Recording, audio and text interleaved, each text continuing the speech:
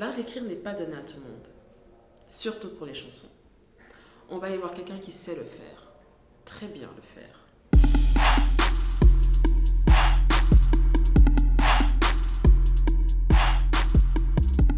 Le journaliste de FR3 ou RTL, je ne sais plus lequel des deux, me dit qu'est-ce que vous pensez dans les Nantiers aujourd'hui? Je dis mais j'en sais rien, ce que j'en pense, ça n'a pas d'importance. Je vais vous répondre ce qu'a répondu Vanessa Paradis quand on lui demande ce qu'elle pense de Joe le Taxi. Taxi, bah ouais. Si j'avais pas fait Joe le Taxi, je serais pas là. Si j'avais pas fait les Nantiers, je serais pas là. Vous seriez même pas là non plus. Chez moi, mes parents écoutaient beaucoup de musique. Bon, ma mère écoutait Nat King Cole en espagnol, ce qui était insupportable. J'ai mis quelques années à pouvoir écouter Nat King Cole tout court, parce que Nat King Cole qui chante en espagnol avec son accent anglais, c'est insupportable. Et puis du matin jusqu'au soir, quoi. C'est même... Du matraquage. J'en pouvais plus. Bon, mais tout ça, c'est pas innocent quand même. Ouais, c'est formidable. J'ai écrit ça m'a permis de faire un texte pour Gregory Isaac, ça m'a permis d'écrire pour Chaka Demus Prize, ça m'a permis d'écrire pour Leroy Sibbles, l'inventeur du reggae. Donc j'étais content, et puis c'était, voilà, et il n'y a pas j'ai pas de cloison. Bah non, c'est ça. Est-ce que tu peux écrire pour tout type d'artiste? Est-ce que tu as besoin de connaître l'artiste avant d'écrire? Ouais, parce que passer un peu de temps avec lui. Pour moi, c'est essentiel. C'est le contact avec le chanteur, c'est 50% de la chanson. Pour que tu puisses t'imprégner un peu de son vécu, de son... Non, puis subconsciemment, je vais me nourrir Il va dire un truc à un moment, il va dire un mot. C'est comme un bon metteur en scène à un acteur. Ouais. Il va pas le mauvais metteur en scène, c'est lui qui va le bourrer le bourrer d'infos, non. À un moment, c'est juste un mot. Et ça va déclencher quelque chose. Ça va déclencher, moi, j'ai besoin de ça, ouais. Beaucoup de textes que j'ai faits pour Bachoum, pour Paul Personne, Le Forestier et d'autres, je les terminais ou je les écrivais en studio. C'est notre atmosphère aussi, un studio. Non, puis il y a une urgence, puis il y a un côté, c'est formidable, c'est magique. T'écris 3 lignes, le mec il va tout de suite les essayer au micro, t'entends comment ça sonne, tu sais tout de suite si ça sonne pourri ou si ça sonne bien. Ah, c'est clair, ouais. Et puis c'est une récompense, c'est un peu comme, dans les dessins animés, quand il y a Daffy Duck qui doit charmer le monstre de Tasmanie avec le... Alors il faut qu'il se paye un trombone, alors il met la lettre dans la boîte aux lettres, et puis il ouvre la boîte aux lettres, et puis il y a le trombone qui est arrivé. Et c'est pareil, là, t'écris un truc, et puis 2 minutes après, t'as déjà le résultat. C'est vrai que j'aime bien quand ça se passe jamais 2 fois de la même façon. C'est vrai qu'avec Bachoum, on faisait d'abord C'était un peu différent, parce qu'il travaillait des 2 façons, lui, en même temps. Je faisais d'abord les textes, je lui soumettais, il me disait là ça me plaît pas. On rentre en studio, il faisait une voix témoin. Et après, il laissait reposer pendant 3 semaines, 1 mois. Et on revenait, et là, il me disait là, change-moi ça, Pépère, là, change-moi ça, change-moi ça. Là, ça va, ou il me disait je vais raccourcir la chanson. Etc. Bon.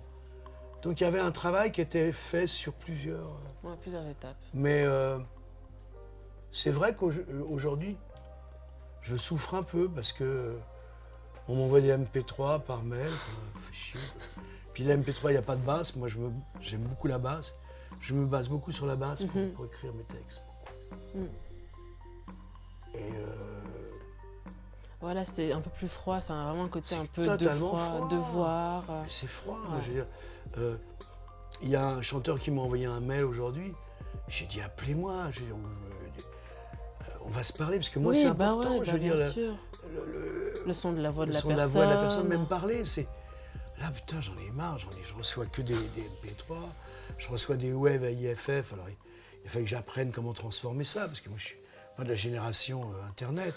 Là, j'ai traversé une période où je me suis farci que des MP3.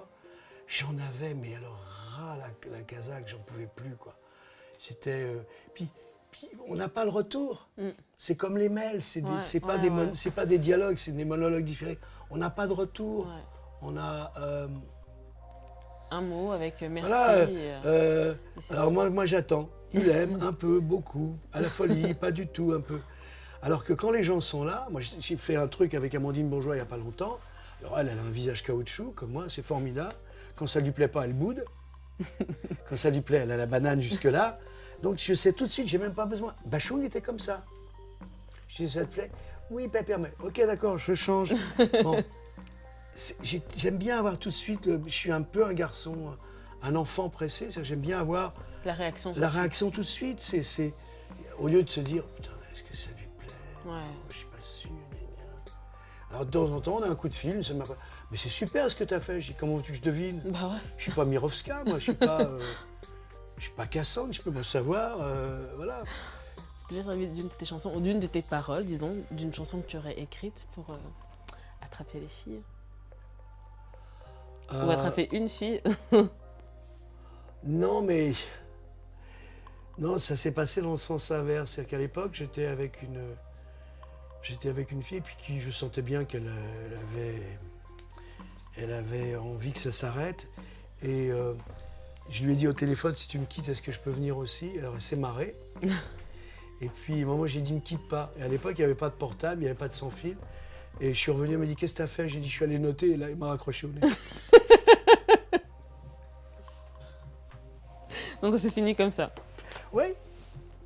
Et tant mieux, parce que Et sinon... et ça t'a fait faire une belle chanson. Oui, je l'ai replacé dans... Ouais.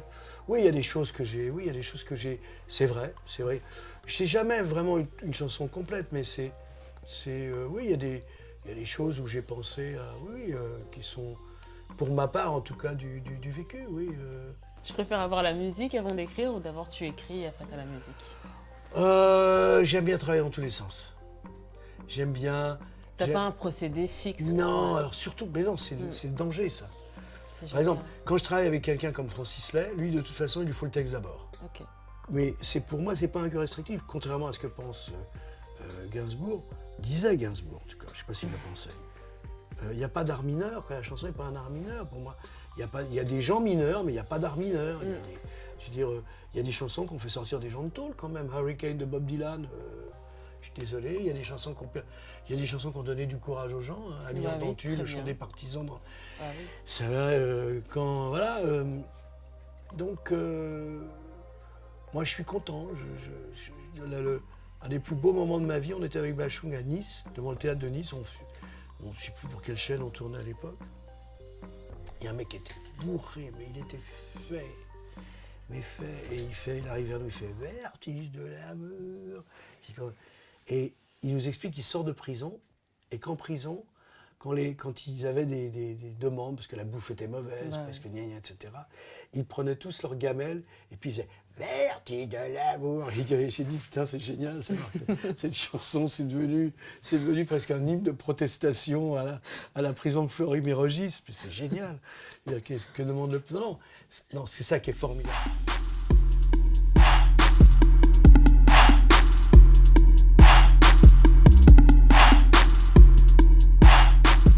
Et c'est tombé. Je peux le mettre là, ça va? Je m'en fous. Ah cool, on reste cosy.